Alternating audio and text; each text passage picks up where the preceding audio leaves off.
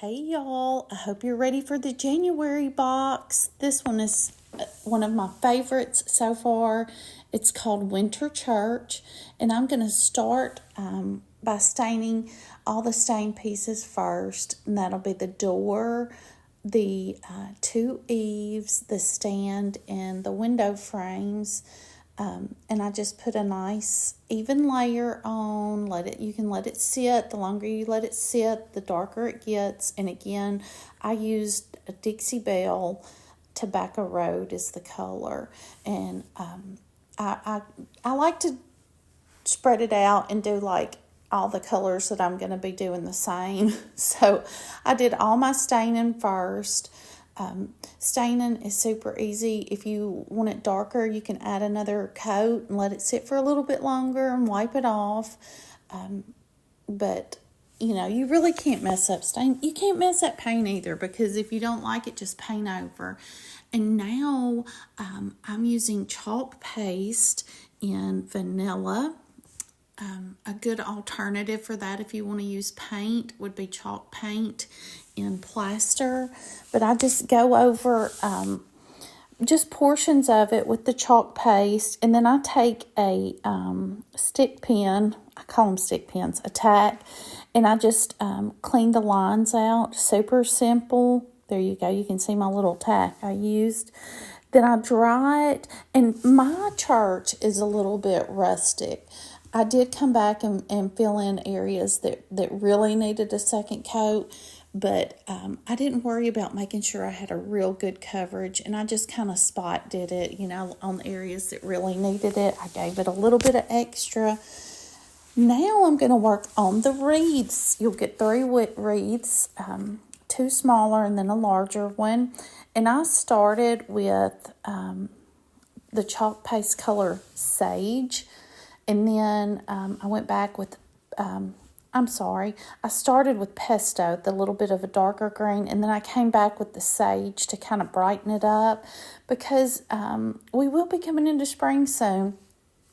So I just lightened it up, highlights, and then I just did it while it was wet and kind of blended it really well.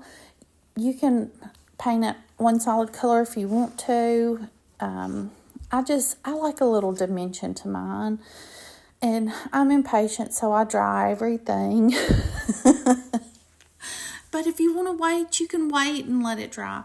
And then I just took, this was like a really thick envelope. I just tore a little piece off, and I dipped into that Tobacco Road stain and just kind of drug it across the front of the church just to kind of weather it a little bit.